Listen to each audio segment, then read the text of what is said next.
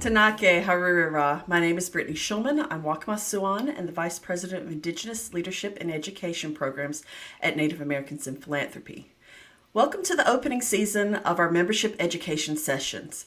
After a wonderful 2022 launch, we would like to say thank you to everyone who provided feedback to improve our programming. We are continually working on building resources that support our members, and your feedback is invaluable. We're excited to have you join us again, and if this is your first time, welcome. The goal of these sessions is to share topics and issues that affect our community from the perspective of those most impacted, and provide an opportunity for the philanthropic sector to learn and to act. We have a wonderful season lined up to raise awareness for topics that you, our audience, have requested the most. As an organization, Native Americans in Philanthropy embraces the diversity among Indigenous peoples, and we are intentionally curating safe spaces of belonging that uplift all of our relatives. Today's topic, Afro-Indigenous, Black Indigenous experiences, can be complex, but the effects of racism, colorism, and even lateral violence experienced within our communities continue to impact access to resources. As we work to raise awareness, we fully acknowledge that many of the topics will be discussed can be personal and very nuanced. Safe spaces and conversations, just like today, are vital parts of shifting the philanthropic sector to a broader racial equity ecosystem. If you're in the chat, please feel free to introduce yourself and ask questions that you may have. Questions big and small are how we grow together and a part of the healing process. We appreciate you taking the time to join and your support in fostering a safe space to learn how philanthropy can be better and that can understand the challenges faced across our communities. Now I'd like to welcome our moderator and my sister, Stephanie Poston. Hey, Britt, thanks for the great introduction to this next session. Really excited about today. Really excited about what happened in 2022. And this is our first series, our first part of going into 2023. Really excited about the topic and really excited about what 2023 has to offer all of us working in our tribal communities. So with that, I'd like to just, I'm Steph Poston. I am from the Pueblo of Sandia. It's a tribe immediately north of Albuquerque, New Mexico. And I've been a part of this series since it launched last year. So I just want to go ahead and get right into our topic. So first of all, I'd like to call up Tammi Lambert, and I'd like to have her introduce herself. Good morning. Thank you, Steph, and thank you all for the invitation. I'm honored to be here sharing about this topic. I don't get to share about this very often, so I'm excited about that. I am Tammi Lambert. I'm an enrolled member of the Jicarilla Apache Nation, and I'm multicultural, biracial. I am the presiding judge at the Pueblo of Santa Ana, which is not far from where Ms. Poston is. And so I'm also a reverend licensed by Centers for Spiritual Living. So I have a number of roles and responsibilities. So I have been practicing law since 1999 and have been engaged as a licensed minister for about a year. So that's my introduction. Thanks, Tammi. Next up, I'd like to have Sutton King come to the front and introduce herself. Poso Sigoli, Sutton King Naktau, Pinuki Nukat Sungwa Hawaii Ni'i, Magnata Noagitalota, Oniota Aga Ni'i.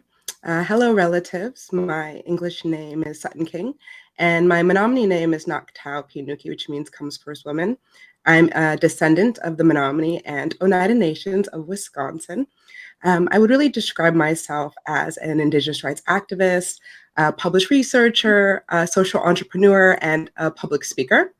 I really began organizing when I was about 15 years old in the state of Wisconsin and really felt a passion for really creating social justice. I moved to New York City, or also known as Lenape-Hoking, when I was 18 years old to pursue higher education. So I went to the College of Mount St. Vincent and pursued a degree in psychology and a minor in sociology, as well as a master's in public health with a concentration in global health from New York University. I am the co-founder and president of the Urban Indigenous Collective, also known as UIC, which is located in Lenape-Hoking in Mannahatta. And we provide access to culturally tailored health and wellness services for urban natives living in the tri-state area. We actually have one of the largest populations of natives here in the country, and a true lack of culturally appropriate resources to support the health and wellness. I'm also the co-founder of Shock Talk, which is a telemental platform that connects Native users to Indigenous therapists grounded in cultural humility, leveraging a very unique tech stack of AI, Calendly, Zoom. And we're planning to actually fundraise for that in the next month. So really excited about that. And as many Indigenous peoples do, I wear many different hats. So I'm also the program manager of engagement and benefit sharing for the Indigenous Medicine Conservation Fund, which is a high impact fund ensuring that Indigenous peoples have access to their traditional medicines and ways of life as the psychedelic renaissance is really happening right now. So we support 22 Indigenous-led organizations and nations supporting 5 bioculture keystone medicines, and that includes ayahuasca, iboga, mushrooms, peyote, and the toad. And so I'm really excited to be here with you all today as someone who is Afro-Indigenous. It has been really important in my work and my cultural experiences to be able to share how that has impacted my way of life and the work that I do in community. Thanks, Sutton.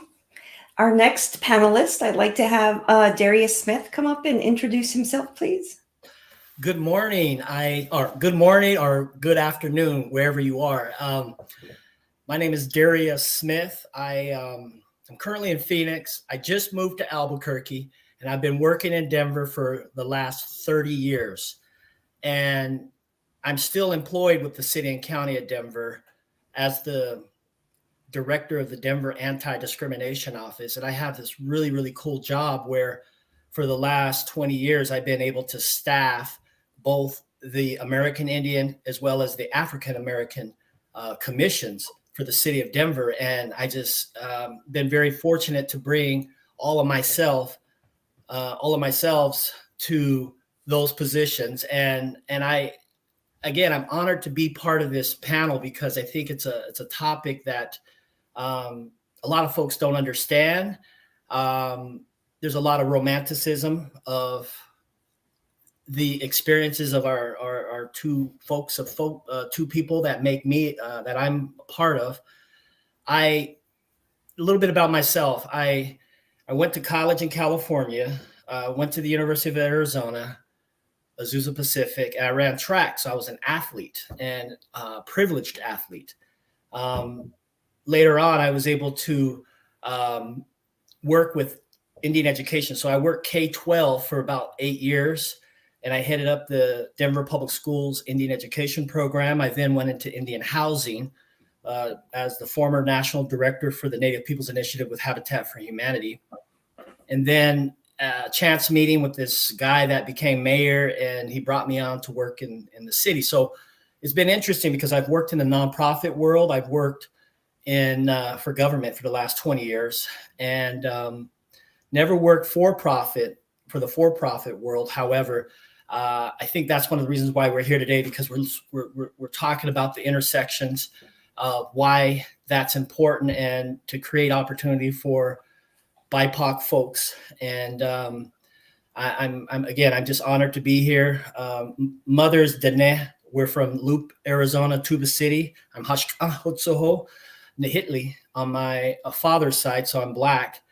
And it's African American History Month, so I've been doing a couple of these panel discussions, and it's really important. And I'm seeing that it's becoming more and more regular. So we're normalizing this discussion. So thank you, and I'm glad to be part of today's presentation. Yeah, as you can see, we have an amazing panelists that have a great deal of experience and do a lot of great work in Indian country. So thank you for even accepting the invitation to be a part of this very important and powerful discussion. So the first question that I have, I'm going to direct it to Sutton, is how has your experience led to or informed the work you do today? Absolutely. Well, thank you. When I think about just my experience, I think about where I come from, and I think about my family. And so my father comes from Mobile, Alabama. He comes from the historic town called Africa Town. That's where the last slave ship entered into America, called the Clotilda. So I'm actually Nigerian. And so understanding that part of my identity and coming from slavery, also in conjunction with my mother's side of the family. So my mother is Menominee and Oneida and Irish. My grandmother is enrolled in the Oneida Nation of Wisconsin, and my biological grandfather is Irish. But my great-grandfather, one of my great-grandfathers, was Chief Oshkosh. And so what he was able to do was something that really inspired me. And he was the chief of the Menominee people. And so he was really this bridge between what I would say two worlds, where we didn't have this understanding or this concept of land ownership. And so with colonization, the United States government really started to pressure the Menominee people to start selling their land and also relocate to Minnesota. But my grandfather understood that, one, they were trying to place us between two warring tribes that were in conflict, and that the land was not going to be good for wild rice, as well as this deep connection that we have to our forests, which is very sacred to us and provides us with our means of life and our medicine. And so he was actually able to barter with the United States government and cede over 10 million acres, so that today the Menominee people still are on our ancestral land, about 230,000 acres, with our Menominee forests that we take very good care of. And he really taught us about sustainable forestry, never taking more than what you need. But I think it was his understanding of our connection to our way of life and our land and our water, and the role that our creation story plays in who we are and our origin, that has helped the Menominee people maintain our connection to culture and health and wellness. And so that was always something that really inspired me, one, coming from this African ancestry, where the, slaves who were on that boat, the Clotilda, really were able to organize and fight back and create a community called Africa Town. And then where my grandfather on my mother's side was really able to organize and advocate for us to remain on our ancestral land. And so growing up, I always felt so proud of both of those identities that complete me, right? I always say we're 100% of all of our ancestors. And so as I shared, I started organizing at about the age of 15, but really understood just the implications of colonization and the impacts that has had on my family and their health outcomes, and really felt a passion to be able to support the health and well-being of my communities, both of my communities. And so, a lot of people have always asked, like, when did you know that, you're passionate about health or public health? And, I always say that began for me, I think, as early as, 2 or 3 years old in the powwow circle. I grew up dancing jingle dress. And for those who don't know, that's really a dance that brings healing to our community for those who are sick. And so I think that calling really came to me before I could truly understand, what that meant. But growing up, like many Native folks, I grew up accessing Indian Health Service on the Oneida Reservation. And, my mom would always say, we can't miss this appointment, because if you miss that appointment, you're going to wait another year to get in there for your dentist or your PCP, right? And always thinking, why is that a reality? Understanding that when our land and resources were taken from us, the United States government had this fiduciary, responsibility to provide us with access to that healthcare through IHS. And that being so grossly underfunded, was always something that I felt in my heart. Outside of that, really understanding, I was born in Green Bay, which shares the border with the Oneida Reservation. So being considered an urban Native, but also understanding that, IHS, when you look at their budget, 1% of their budget goes to urban Indian health programs. But we have an understanding that 70% of natives now live in urban areas. So there's such a conflict in that budget and that allocation of resources that I always, understood and felt really, disturbed by, quite frankly. And so as I shared, I moved to New York City, Lenape-Hoking, when I was 18 for higher education. When I moved here, I myself have a chronic health illness. And so one of my first questions when I got here was, where's IHS? And I was told that the closest IHS is actually 4 hours away on the Oneida res, right? So me, 18 years old, my first time in this big city, I don't have a car. I actually graduated with so much medical debt, unfortunately. And I just thought, what are other urban natives doing here? Yes, there is an urban Indian health program here, but the limitations of that, because of the lack of funding, is really limiting it to outreach and referral, right? So we're having community come in to tell them to go somewhere else. Outside of that, in my experience, I'm a survivor of gender-based violence, and I'm a survivor of sex trafficking. I also have a family member who was taken from us in 1999, Ingrid Washington, Flying Eagle woman, who was kidnapped and murdered by the FARC guerrillas in Colombia. She did a lot of work as an Indigenous rights activist, as well as within the United Nations. And as a survivor of those things and a family member of Ingrid, I was really moved by the missing and murdered Indigenous women, girls, trans, and two-spirit movement. And so at 25, I actually took a role at the New York Indian Council, which is the Urban Indian Health Program here in Lenape-Hoking. And again, what I saw there was a lot of issues around funding, right? A lot of issues around blood quantum criteria, where we're having relatives come in from so many different Indigenous nations. But because of forced relocation, because of the issues of bringing people into urban areas and that disconnection from culture. So many people didn't have that right paperwork, or they, come from so many different tribes. And, to say you can't have access to resources, or you can't be in this community space because you're not this much of a pie, didn't feel good for me. And so with all of that experience that I shared, I really felt empowered as a young person to co-found the Urban Indigenous Collective. And we really decolonized our definition of what it means to be an urban native.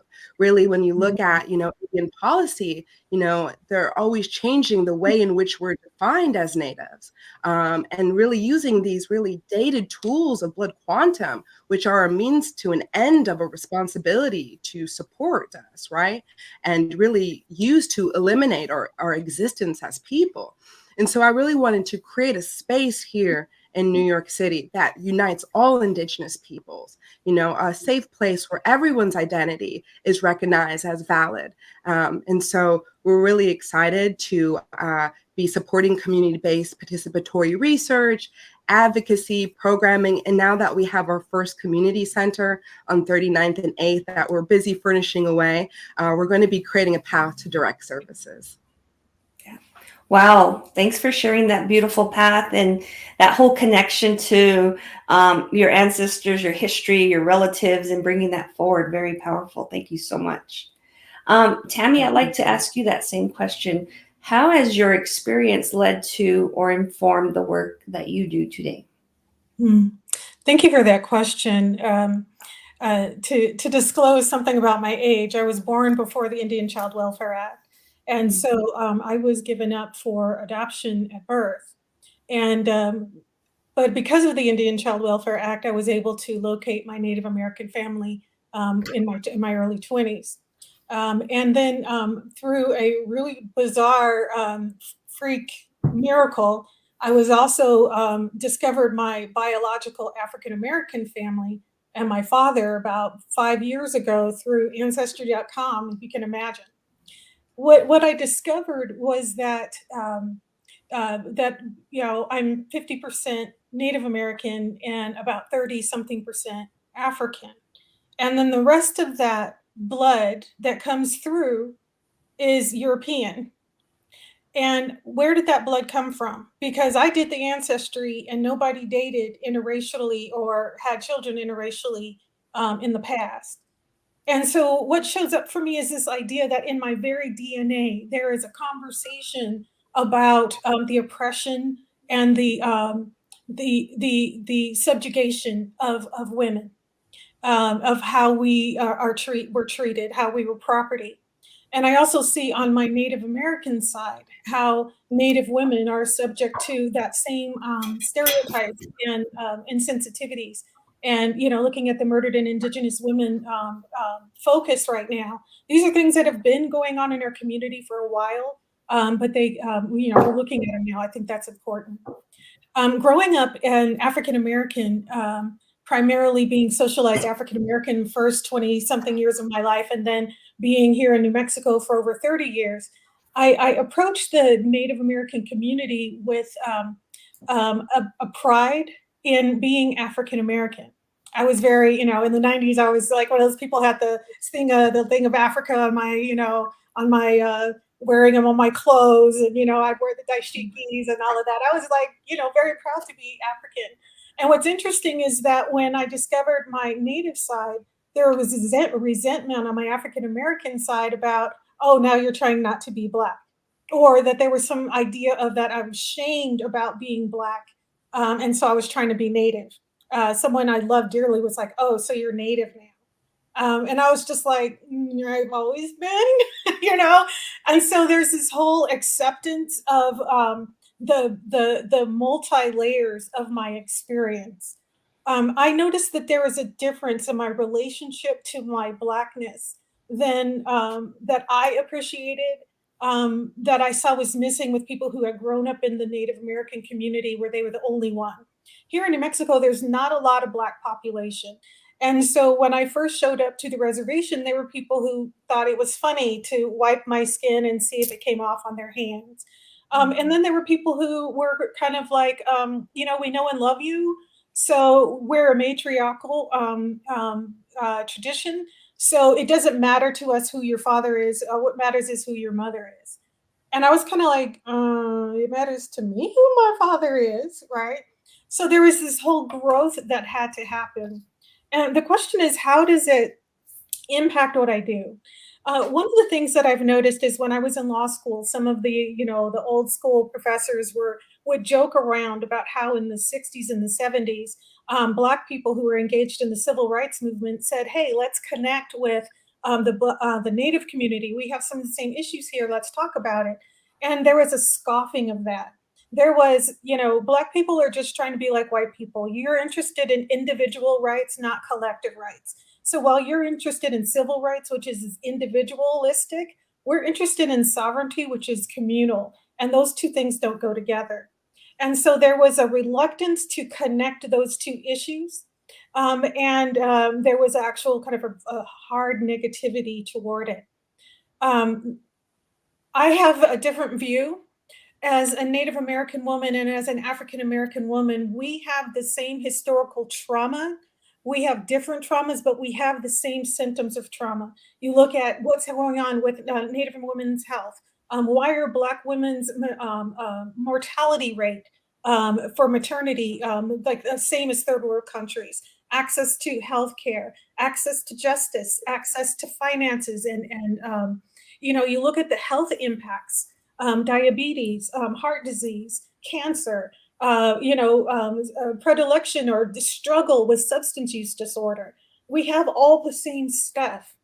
And so what is showing up for me as a judge is I'm looking at historical trauma and I'm looking at justice, and I see that those two things cannot be separated.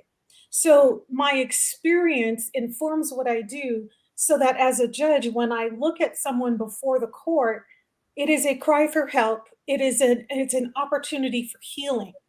So we have created a Healing to Wellness Court, which is a treatment court for people engaged in recovery from substance use disorder.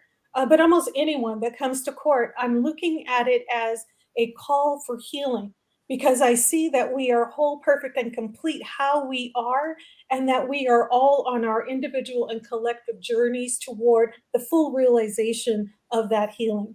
So that is how my experience informs how I do what I do now. Wow, yeah. Thanks for sharing, Tammi, and I've certainly known you for a few years, and I learned some new things, and certainly have always had a lot of respect and appreciation for the work you do. So thank you for sharing. And I'll turn the question over to Darius. Darius, how has your experience led to or informed the work you do today? Wow. Well, first of all, I'm light-skinned Black man. In college, I pledged Kappa Alpha Psi, so I was part of a Black fraternity. And at the University of Arizona, they didn't have Native fraternities, and it was easy for me to make that transition because I had a strong sense of self since I was a young man. Basically, in elementary, let me back up a little bit. I grew up in Denver. I grew up specifically in a neighborhood called Montbello, and at that in the 70s and 80s. So I just told on myself how old I am. It was a predominantly Black neighborhood. However, my siblings and I would spend our summers and holidays in Tuba City on the Navajo reservation. So for me, I was privileged to have that opportunity to understand what it was to be an urban Native and understand what life was on the reservation. And so I was able to, express that through writing. And also I was able to just, make that correlation because surprisingly, a lot of Natives who live in urban communities often have never been to their own reservation. And it just blew me away. And these are individuals, you look at them, you're all like, you've never been to our reservation, or you haven't been to your reservation. They're like, no, I just don't have a connection anymore. And, I think back to when I was a young man, a little boy, because I was an athlete, there's privilege that comes along with that. And I was a good athlete. And because of that, I had the majority of my role models and peers were Black men. Those were my coaches, my mentors. And I ran hurdles. So the majority of the guys I hung out with were African-American. And it's interesting because as I went from kindergarten all the way through college and then moved back to Denver because my mother said the Denver Native community needs you, it was interesting because at that point, then all my role models and mentors became Native women. And so I think that moving back to Denver in 1992 and then working in the Native community since, a lot of doors and opportunities have opened up because Native women have been pushing me forward. And they were like, you have a degree, you have, the ability to speak. You also have a strong sense of self. And it was funny because I remember the first time I stayed in the Native community. I was running for the Denver Indian Center Board of Directors. And we had to give an impromptu speech about why we wanted to be on the board of directors. And I said I was Black and Navajo. And I didn't realize until later, I had some people come forward and they said, I offended them by saying that. And I just always found that pretty fascinating because I do have cousins who are also half Black and half Navajo, and ones that are darker skinned on the reservation. I know for a fact they've experienced more and more brutal type of teasing and discrimination and racism. And so again, privileged that I was enrolled. I was privileged because I was an athlete. I'm privileged because I'm male. I transferred into the University of Arizona. I'm standing in the financial aid line, and I get up there to handle my business. And the person helping me, she said, you can only check one ethnicity. There was a time in our country where if you were biracial, triracial, multiracial, you had to pick one. And so I said, no, I'm selecting both. She didn't know what to do. She called her supervisor out. And that was really an interesting back and forth. And fortunately that doesn't happen. I know that to this day in Indian education across the country, if my daughter is Black, Latina, and Navajo. And the interesting thing is, if she checked all three, it would default to either African-American or Latina, Hispanic. And that still happens today in K through 12 public schools across the country. And so even our urban population, our families, that's happening behind the scenes. and that's a census issue. And I know that it's not happening. It doesn't happen to any other combination, but if you check American Indian and whatever, it's going to default. And so again, the erasure of us as Native people is a real thing. I think in terms of the impact to my work, because I had all this love and support on both sides of who I am, that's important, because a lot of the Native people that I've worked with, they tell me they didn't get that. They didn't get that type of affirmation. They didn't get that type of encouragement from their family or the people around them, because and it matters. It matters. And so when I work with Indian Ed, I just made it a habit to work with our Native families to uplift and push them forward, and just find what the kid is good at, and support them 100%, and don't let them quit. Because I see that happening in Indian country a lot, where they quit because, the coach is racist, or that teacher's racist, and it allows to happen. And then ultimately it becomes a lifestyle, and then not finishing, not completing a task or a degree, or a challenge. And so I'll just leave it at that. I was able to parlay my experience into this one of a kind position I've had for the last 20 years with Denver, being heading up the civil rights office for the city of Denver, and then also working with both the commissions. And one thing I just heard about the civil rights of Native people, the American Indian, or let me say this, the Civil Rights Act was signed into law in 1964. I wasn't born yet. I was born in 67, but the year after I was born, 1968, there was the American Indian Civil Rights Act. People don't understand that. People who are non-Native, they don't understand what that means. And it has an implication today. So I'll stop there. Yeah. Thanks for sharing, Darius. He's one of my brothers from Americans for Indian Opportunity, both ambassadors. We went through the same class. So even though I felt like I knew you then, I feel like I know you even more so. So thank you all for sharing your stories and your journey to this point. There was a question too, but I feel like we've answered that. So I'm going to move to question 3, and I'm going to direct this to Tammi first. And the question is, in your experience, how do you feel identity and race impacts access to resources and funding? Mm-hmm. One of the things that I noticed when I was thinking about this topic was about, the historical trauma and its effects. And that both of those stories have a remarkable ability to talk not just about the past, but also to give us a basis for the future. That both of those are a story about transcendence. So we're not just talking about changing and transforming, we're talking about transmutation, which is talking about moving to a higher level of existence, a higher level of understanding who we are. And so we find that we have a history of oppression, but once we have acknowledged that, then we're able to use that for our benefit.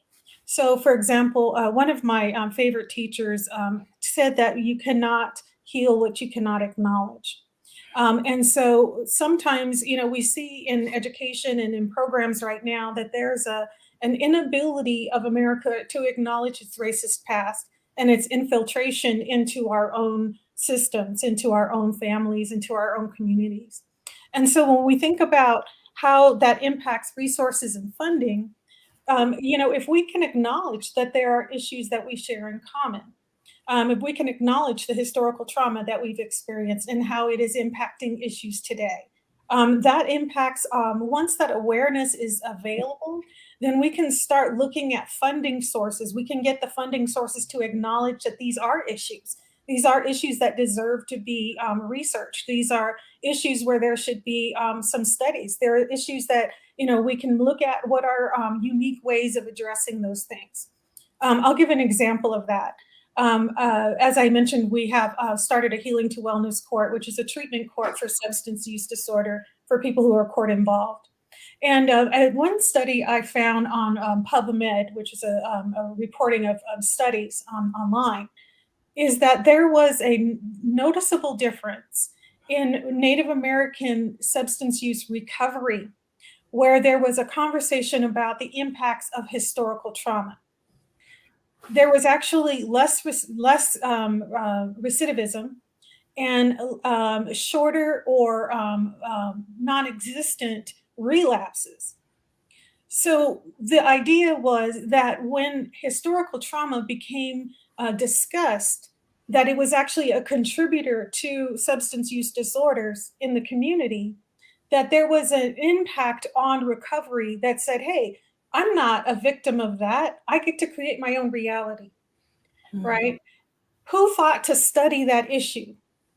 Who thought to study that issue, right? If we cannot acknowledge the past, we don't have some of the tools that we would need to impact the future. And so what I think it's important for funders to realize is that the stories that we are telling are stories that matter, that these are the stories that we would like to have. I think it's important to have scientific evidence, to have studies about it, to have people writing about it, to have people conducting programs, to fund fund the ability for us to have an empirical resource for us, right? Because once we start having that, who has studied this in the past, and can that be a basis for future funding? When I apply for grants, which we do for our programs, I like to be able to say, to have some numbers to base these things on. But if no one's doing the studies, how do I have something to base it on? I just have my opinion and my stories. I think that our opinions and our stories should be taken by funders as something that is real, fundable, and that there should be resources around them. So I think that that's one of the ways that identity and race, our stories about identity and race, should or could impact accesses to resource and funding. And I'd also like to see more information being communicated effectively to the communities of color, particularly the Black Indigenous people of color, so that we know how to access funding. I think that's I think that's crucial. Great. Yeah, thanks. I think stories are important, and sharing our narratives are important. So thank you for that insight. And just the work you're doing with the more of a healing approach in the court system is so essential. So that's amazing. Darius, you're next up on this question. In your experience, you've worked a lot with philanthropy, I'm guessing, in your role. How do you feel identity and race impact access to resource and funding? Wow, I got two examples. When I worked in Indian education, we would often meet with the superintendent. When I say we, it was Indian Ed. It was they would call them AHECs, advisory councils for African American, Asian, and American Indian.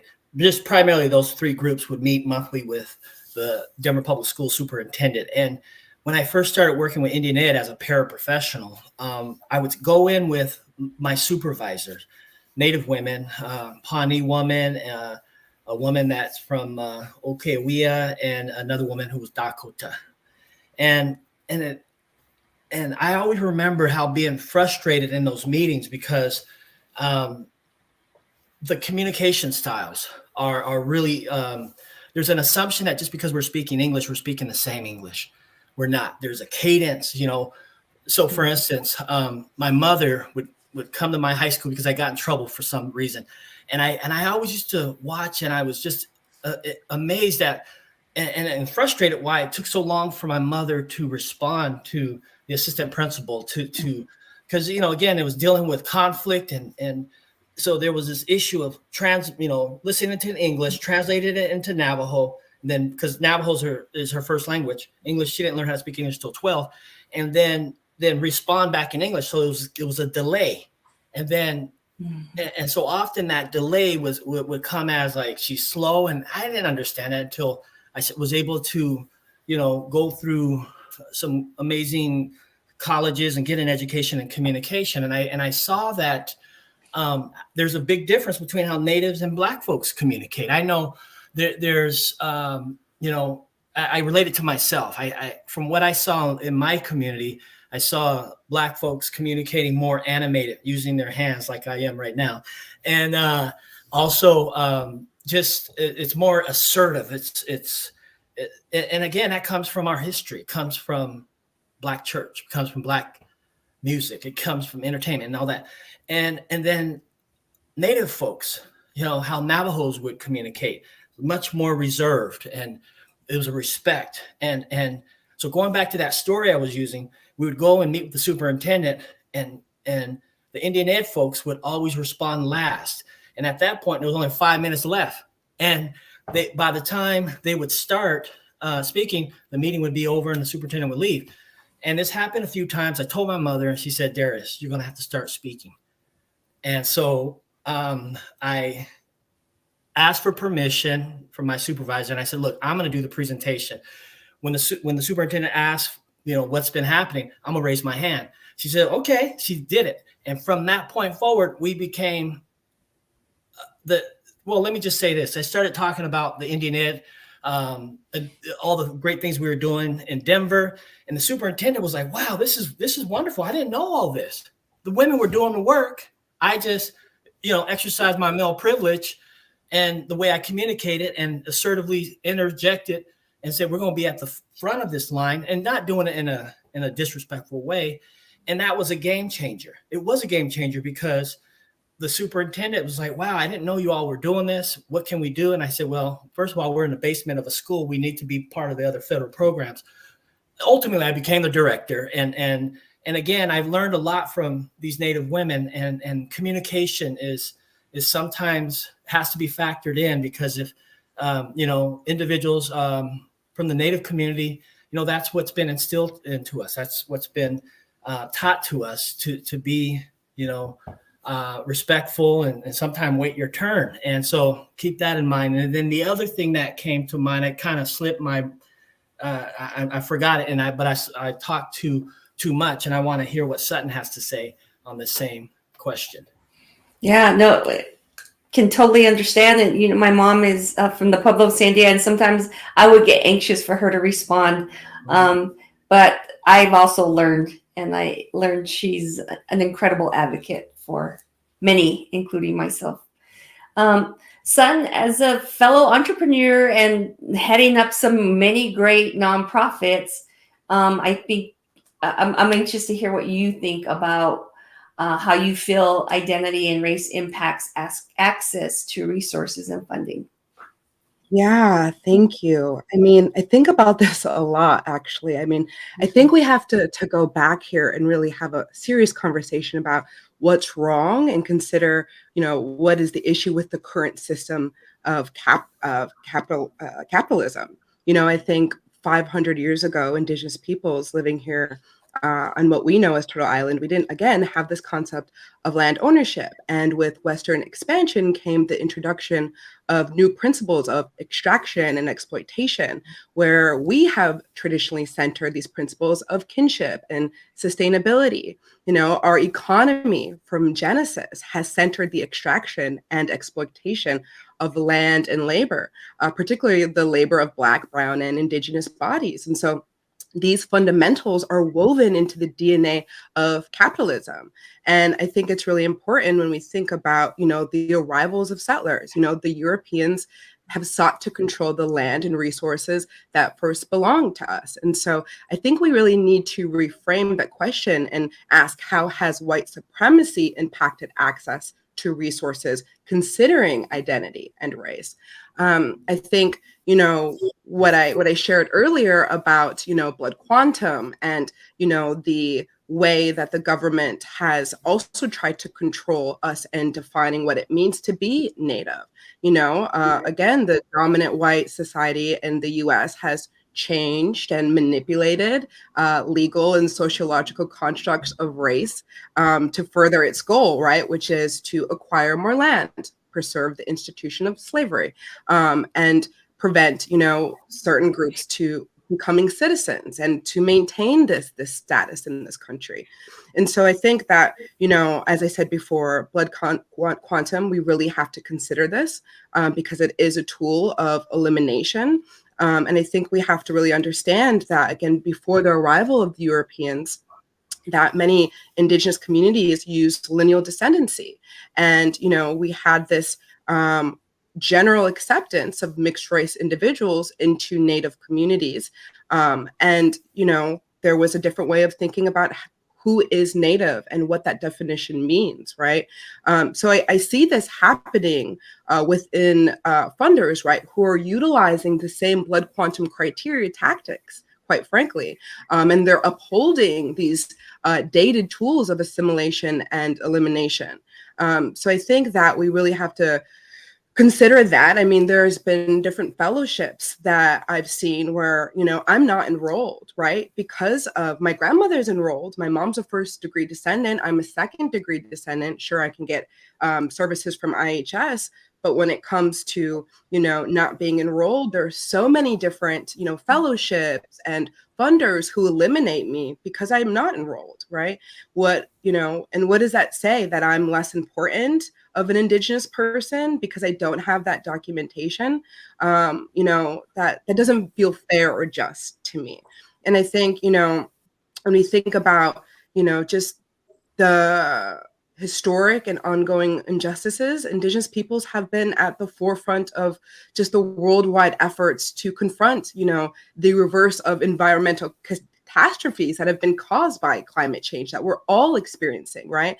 And our ability to, organize and be on the front lines, is a benefit to all of humankind, right? All mankind.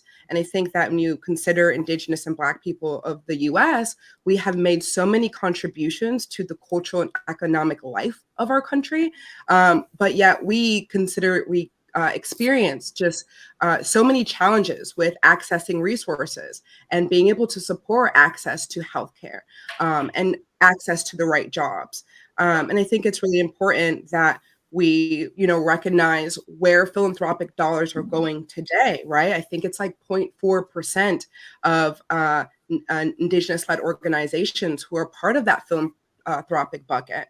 And I think it's around 20% of Indigenous-led conservation efforts that are being funded by philanthropy. When we know the world's biodiversity, 80% of it is being stewarded by Indigenous peoples, right? We have the solutions to support this catastrophe that white supremacy has created. And so I think, we need to, and with Black-led, organizations, I think it's like under 2%, right? So it's really small dollars flowing into our communities to support this, and this imbalance of what we've seen with settler colonization and white supremacy that is causing so much harm to everybody, right? It's creating this imbalance and this kinship that we really need to maintain and bring people back into the circle. So I think, one, we need to fund Black and Indigenous-led organizations. That's very clear. I think we need to let go of dated blood quantum criteria to access funding. And I think we also need to rethink Western metrics and modalities of success, right? When we think about the Western world and the way that they measure success and how they quantify everything, we have many different ways on how we see success, whether that's spiritual or emotional. And sometimes that's really hard to quantify. And so I think, funders who are holding and sometimes hoarding these resources really need to go into dialogue with these Indigenous and Black-led organizations on what success means to them, and really reframe the way in which they're requiring reporting and really thinking through their grant-making strategy so it's more inclusive. Yeah, no, thanks for that great insight.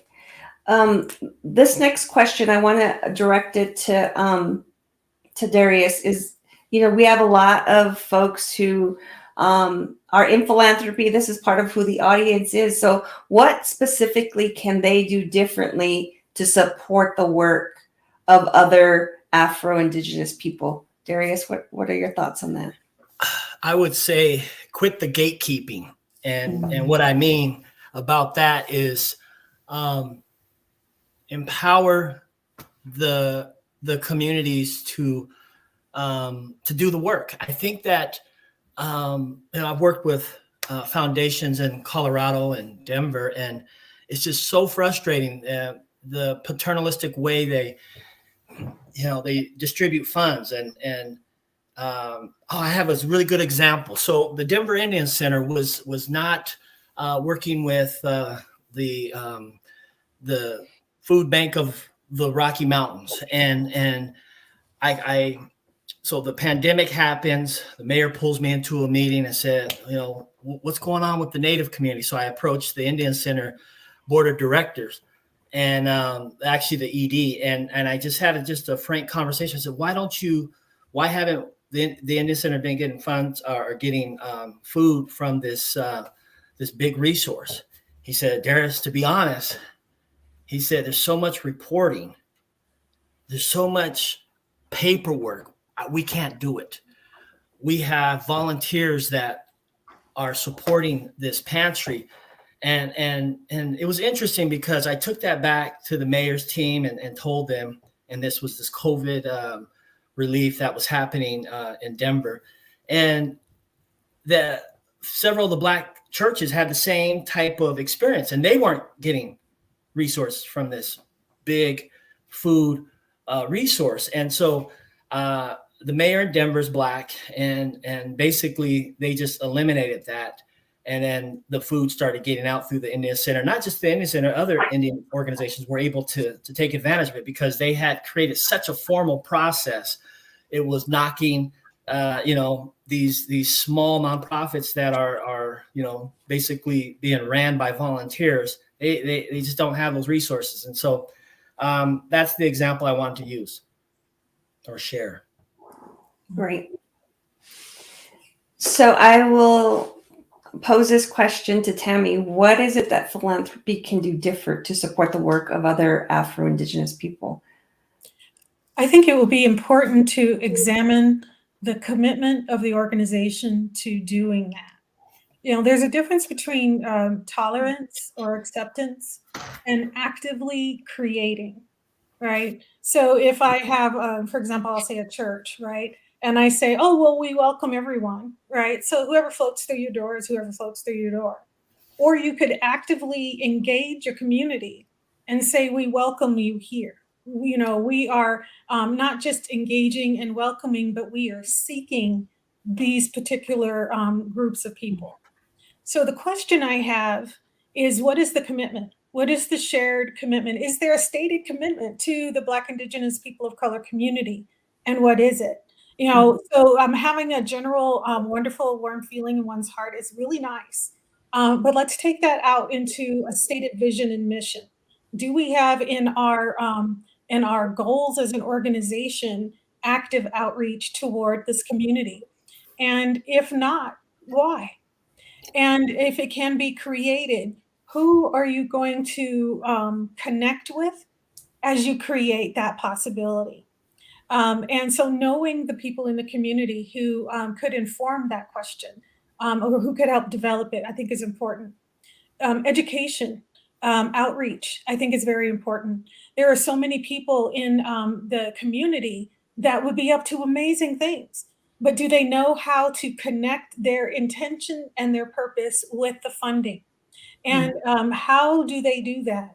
And, are there classes or outreach on, if you're up to something, this is how you do it, right? This is how you apply. This is who's giving out money. This who has a stated commitment to what you're committed to.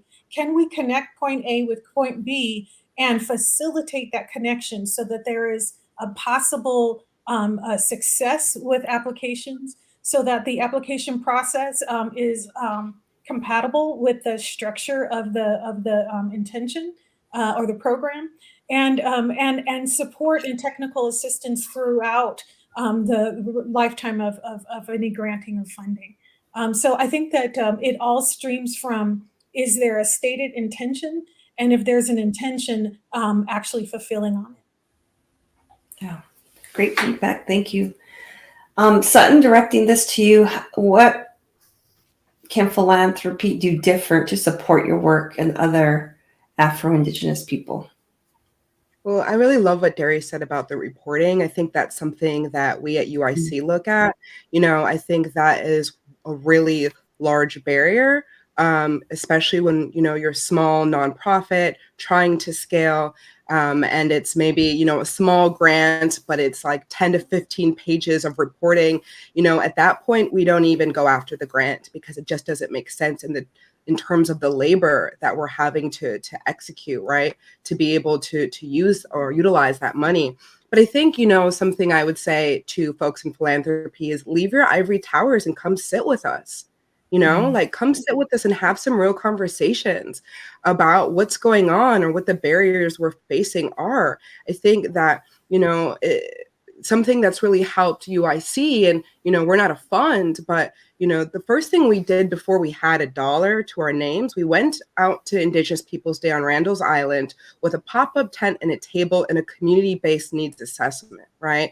That really, was to inform our programmatic areas and to inform the way in which we are co-creating an organization so that we could truly be grounded in community voice and meet our community where we're at. And so these simple tools of community-based participatory research can really shape an organization to be more equitable so that your community is more prosperous, right?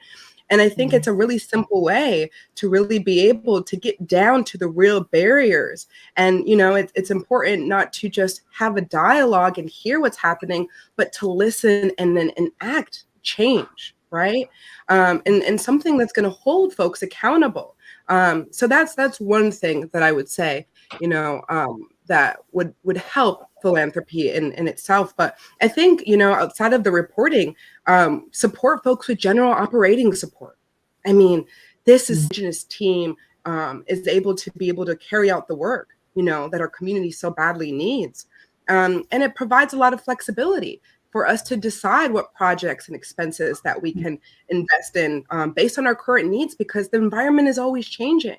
The needs of our community is always changing. We're implementing a community-based needs assessment, every year annually, and based on what's going on in the world, there are new things that our community needs, and we have to be flexible and be able to adapt to that. So we need funders who can get behind us, who support our visions and our innovative way of thinking as young people. And so I think, that flexibility from general operating support is, one way that philanthropies can really support Black and Indigenous peoples, Afro-Indigenous peoples who are doing the real work on the ground. But I think, come sitting in community, is another way to really be able to create trust, right? There's a lot of mistrust when it comes to capital and money and resources. And there's been such a division between grantees and community and funders, when really, again, if we're thinking about this concept of kinship, we're all sitting in this circle together. We're all trying to create this healing economy and undo all of the harm that's been done from colonization and white supremacy.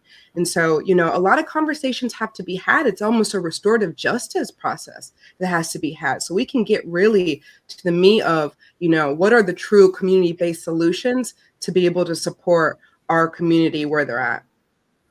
Yeah. Yes, to the supporting unrestricted funds to support the operations is incredibly important. So thank you for highlighting that. I want to make sure we're getting some questions from the audience. So I want to sprinkle one of the audience questions in. And I want to first direct this one to Darius. And we've got a question here from Leslie or Les Fry. Many of us who are misclassified as Black in America are of Afro-European and Indigenous heritage. What advice can you give to those reconnecting to their lost heritage, and what tools would you give to better navigate their journey of reconnection? Darius, What are your thoughts? Thanks. Like Judge Lambert, I did my ancestry.com, and it was funny because when the results came in, this is a few years ago, I knew how it was going to play out, and very much like yours, it was 50%. It said North American Indian, and then it said 31% African. Majority of that was Nigerian, and 19% European. And just working in civil rights, I know that language is also always evolving, and I know as a young man, my grandparents moved from Indiana to Colorado, and my grandmother would always say colored. And I just remember her having a conversation with my dad, and he said, "Mom, we don't use that here in Denver. We use use Negro or use Black." And she just couldn't get it out. It's a generational thing, and it went from like color to Negro to Black to academic African American. And I think that seeing that our tribal communities are also taking back, reclaiming our indigenous names that we call ourselves, so as a person, I use them interchangeably. You'll see some of my bios or some things that say Navajo, Dene, Black, or African American. And so just know that there's not one way to say it. I think that it's important to just be fluid and be open to that. But then when somebody asks you specifically on how do you want to be referred to, then have a strong sense. I typically just say Black, Dene. And so I think that to navigate that is to really just be open to generations. Language is evolving, and then also just be steadfast and know who you are. If I could address that question to add on. So one of the things is I often get this question, and I direct people to the Bureau of Indian Affairs website, that they have different offices in different regions of the United States. So this answer is for people who live in the United States. And what they have is a process for how to become enrolled, because each tribe has its own enrollment criteria, right? So at Jicarilla, it's 3/8 Jicarilla blood. Some are 1/4, some are 1/8, some are by descendancy. So it's one of the last vestiges of sovereignty is the ability of the tribe to engage in self-determination on who is enrolled as a tribal member. Because a lot of people who are of indigenous descent do not know exactly where it comes from. Sometimes I have advised people to look through their own genealogy of their own genetic genealogy and look for the person that you think that the indigenous blood is coming from and get their birth certificate. And start getting the birth certificates of the people that you think are the Native American people, if that's available, right? And so sending that, having that on hand and calling the Bureau of Indian Affairs can sometimes get you on the road to getting a certificate of Indian blood, so that you can at least be able to identify that.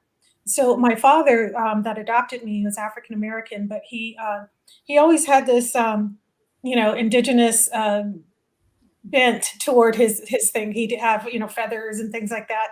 And it wasn't until after he passed that I realized that he had actually done that process, and he was a descendant of the Seminole Nation. So he had maybe 10% of that Seminole blood, but boy, was he proud of it, right? And so he didn't try to go to Seminole people and say, hey, I got a ribbon shirt, let's go hang out. I think everyone manages that in their own way. It can be a very precarious journey for someone of multicultural descent to come into a Native community and show up. And so approaching that with a careful listening and respect and understanding that there is within the community a fear of appropriation. There is a fear of cultural appropriation. And so approaching that delicately with a lot of listening, with a lot of respect, I think is key. I love that careful listening and respect. Yeah, thank you. Sutton, what advice would you give somebody wanting to reconnect back? Yeah, and I would love to just echo that conversation around appropriation. I think there's a fine line between appreciation and appropriation, right? And appropriation is taking something that is not yours. And that really becomes a problem when we're thinking about unbalanced power dynamics, right? And so that's really something to consider. So I really love that, coming into that community, without ego. Remove the ego before you come in, right? And really be ready to listen and learn. And I think if you're reconnecting, that's okay. I think there's a lot of dialogue that's been happening, especially if you're on Native Twitter. It's almost this war that I see within our communities between who's traditional, who's urban Native, who's reconnecting, who's this much of the pie, which is really a tool for to dismantle our unity and our kinship that we have here. So I just want to name that's a ongoing conversation happening. But for the reconnecting Native, something, and I'm really thankful for everything that's been said, so I don't have too much to cover. But one thing I do want to say is that if you're reconnecting, and you're claiming your indigeneity, your responsibility is to first reconnect with the community and traditions you come from. You cannot take up space and Indigenous opportunities without first doing the work. I really want to highlight that. And that is an issue and a problem that I've seen, especially with all of this ancestry DNA, where people, are discovering this and reconnecting. But there's a lot of work you have to do, and your accountability is to your community first. And so before you start taking opportunities, you need to go to your community and see how you can be of service. You really got to come without ego and come in and support your community, and find ways to do that. And I think, my own identity and history with reconnecting is more with my Black side. I'd love to just share that quickly. I grew up Native, right? And my stepdad, he's Black, and he's my brother's father, and he raised me from when I was 9 months, and that's the dad I've always seen as my dad. My biological father is Black as well. He played in the NFL, but he was never a part of my life. And until I was, 5 years ago when I was 25, I was finally able to go down to Mobile, Alabama, and Africa Town, and sit with my family. And now I'm able to, be a part of that. And I found them on Facebook, actually, And so it was really me being able to follow that trail and understand, that Black side of my family, but to go down to be in community, to start going to the family reunions, start being a part of that culture. It's really important for me, because I always say, what is a tree without its roots? Your connection to earth and community, and those around you. And so it's really important, when you're doing that work, to go show up in your community in a careful and considerate way, again, without ego, and with the responsibility of appreciation without appropriation, and being honest about your path to reconnecting. Yeah. Can I take up one more minute on this Absolutely. topic? Yeah. Absolutely. So years ago, I'm at Denver March powwow, and a friend of mine that went to another local high school, we were connected. She told me she was Black and Cherokee, and we were kind of joking back and forth. And I told her, I said, "You're not Cherokee," and she apparently was offended. What she did was she did the work, like Judge Lambert just said. Was she went to the National Archives and Records Administration, and she started to realize, wait a minute, we're not Cherokee. We're San Carlos Apache, and then she also had some Lakota in. So what she did was she went and visited those communities and did not like the appropriating piece of it. She just did her history. She's an amazing writer, and she sent a newsletter across the country to all her family members and said, "Quit myth making. We're not Cherokee. This is who we are. This is the percentage of blood we are. We're not enough to enroll with either one tribe. But when you're telling this story to family members, tell it accurately and quit. We're not Cherokee." And so I think that is important. So thank you for prompting me to remember that. So thanks. Yeah, thanks. No worries. I love the just the dialogue amongst us. It's great.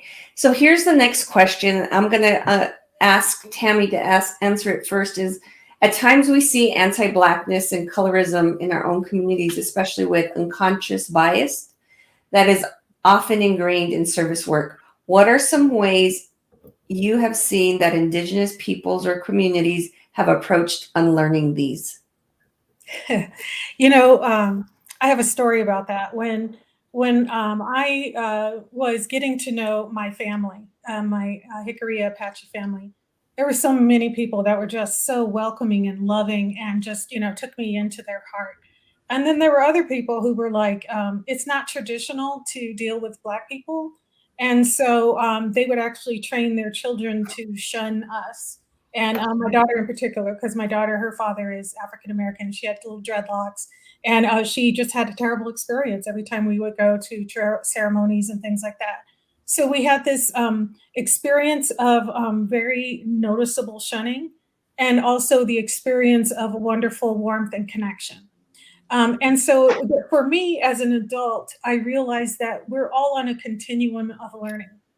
But the most powerful story that came to me was one of my family members who was telling her kids that, you know, traditional people don't deal with Black people, had grandchildren that were biracial Black. And after years of kind of this negativity, I was like, I called social services and I'm like, if anyone's going to give those babies away, give them to me. I will raise them. I will take care of them. I can't have this happen. And don't see what happened to me and my daughter. La, la, la, la, la. You know what happened? I kept watching those children and they were growing up just fine. They grew up in the Native community, safe, secure, loved, warm. So finally, I just got my courage up and I asked their grandmother, who had been how she was.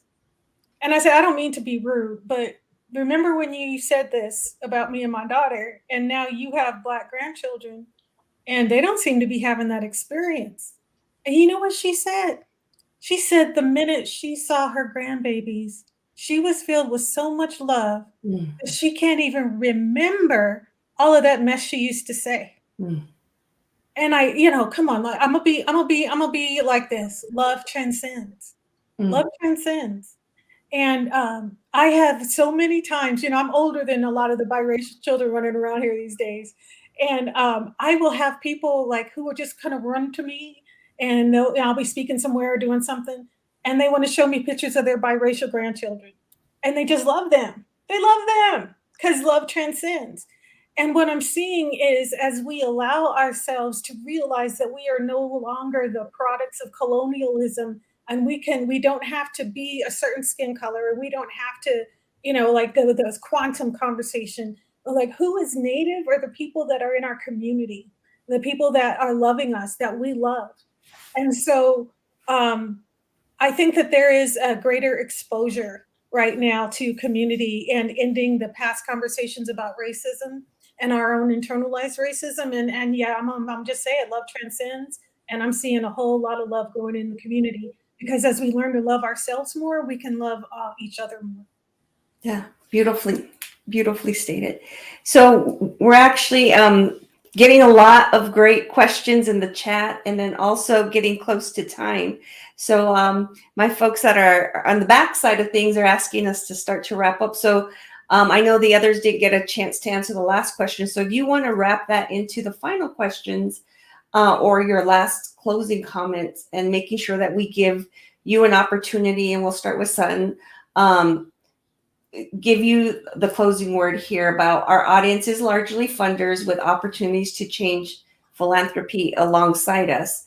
What is the main thing you want them to leave with having a better understanding of? Yeah, and I'd just like to touch very quickly on that last question. And I think, you know, during the Black Lives Matter, there were so many conversations happening about Afro-Indigeneity. I was a part of so many dialogues. It was almost overwhelming, and it was so exciting to be able to connect with other Afro-Indigenous peoples. But since that, I haven't been invited into these conversations as much. And I'm really thankful to NAB for bringing us in and bringing this dialogue together, because these conversations, they can be difficult and challenging. They're beautiful and they're healing, and it brings us together, and it reminds people of our experiences and our existence. And that is so revolutionary. Our identities are revolutionary, right? It truly disrupts the understanding of what the United States government is and the genesis of this country, right? And so it really, you know, speaking with us and listening to us really makes one have to confront a lot of their own biases and understandings about identity and about the history of this country, right? And how empowered we are when we can be our full selves. And so I think to funders, I really honored and thankful that you took the time today to show up, to be a part of this conversation and really listen to know what's on our hearts and our experiences as Afro-Indigenous people. But I think, the one thing that I shared earlier is one thing I'm going to repeat again, come sit in the circle with us, right? Come out of the ivory tower and get to know us, right? Come have dialogues, come relearn with us or unlearn with us, right? When we talk about this circle that we're in and the unbalanced dynamic that many of us are dealing with, it's because of this division, us and them, right? And we really have to rethink what that really means to really get from this extractive, capitalistic way to really a healing and loving economy really starts with having dialogue and understanding that we're not that different, right? There's so many different experiences that we all share that we can connect with that humanizes us, right? Outside of the color of our skin or how we may have grown up. And if we can find those connections, we can build on them to really be able to support people where they're at and be a true community. So I'll leave you with that. And I'll just say, Yako, Makwenen, really thankful to be here. Thanks so much, Simon. Darius, your thoughts? What are your closing thoughts and for philanthropists? When I first started, I mentioned the term BIPOC, and I didn't explain what that meant. Black, Indigenous, people of color. In the last 3 years, since the beginning of the pandemic, I've seen governmental entities, I've seen some foundations really do a good work on hiring people of color, Black folks, Indigenous folks in leadership. And I think that's important. I think that that lateral oppression is real. And when you see it, don't be scared of it. And just know that, conflict is inevitable. And I think that when you learn how to deal with conflict, you become a better communicator. And I think that's really important. And then lastly, understanding traumas, understanding the historical, the intergenerational, cultural, as well as what is compensatory trauma. Native folks getting stuck in just basically grieving and getting stuck into that, needing mental health. I know that there are Native people over the years have been, jealous of me because they said I'm happy. I show fulfillment. I show like I'm happy. And Native people saying, nah, he's not Native because, he doesn't sweat or he doesn't do that. And I think that's real, and just keep that and you would learn that, you would know that if you are really working in our tribal communities. Thanks, Darius. Tammi? I think my overall point here would be the idea of keeping an eye out for new ideas, new solutions, new studies. Keeping an eye out once there is an actual commitment to having funding go into the communities of color, or people who are working on sometimes I feel like we're working on the skinny branches. Just really looking for new ways of thinking. This idea of I remember one time my African American father said that we can we really solve the problems of 2023 with 1960 solutions, right? And so let's engage in whatever visioning that we can to start looking at creating a new future, a new way of doing things, a new way of approaching healing. I think that's the most important thing. I know sometimes it's useful to be able to grant funding based on empirically proven methods. But I think that there should be space for new innovative ways of approaching things. Even if that new innovative way of approaching things is to have an Indigenous practice. And one of the things is that, and I just want to point that out, that when we want to have funding for things that use Indigenous practices as part of the healing modality, don't make us explain what that is. because a lot of times those things are not to be shared with people unless they've been invited into that conversation. And it can be very sacred conversation. But for, for an application that says we're seeking to use tribal modalities to incorporate healing or to create solutions or to, have talking circles and things like that, just just accept that we kind of know what we're talking about, and don't make us explain. And that's kind of the only thing that I wanted to add about that, um, that I haven't said. Mhm. I just want to take the time to thank each of you for showing up. Thank you for the medicine that you brought to this circle and this discussion. Thank you for your brilliance and your beauty. It's been a true honor to moderate this panel. So may you have all you need and be blessed even more. At this time, I'd like to turn it over to Brittany. Thank you, Steph. Sutton, Tammi, and Darius, I truly appreciate your stories and the work that you're doing, and just thank you so much for the conversation. Wow. Without truth, there is no healing, and without healing, there is no equity. Thank you to all of you who joined us today to hear truths you may not have known before, and thank you to those who shared in the chat and for you continuing your own learning. Most importantly, thank you for helping us create a safe space for our relatives to share their experiences. We hope these examples help each of you in your own work.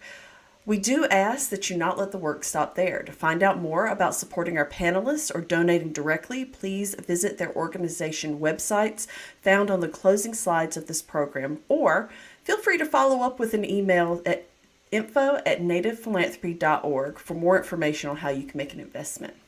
You can also keep an eye on Native Americans in Philanthropy social media for more ways to get involved. You'll be receiving an email after this is over. Please take a moment to share your thoughts. It only takes about 4 minutes, and it really does help us improve these type of events. As a reminder, this session was open to the public as a highlight of our membership benefits. If you are not a NAP member and want to learn more, please visit nativephilanthropy.org, or you can email Rod Jacobs directly, rjacobs@nativephilanthropy.org. Thank you so much for joining us, and we look forward to seeing you on March 23rd for our next session on Tribal Nations Conservation Initiatives. Hello, thank you.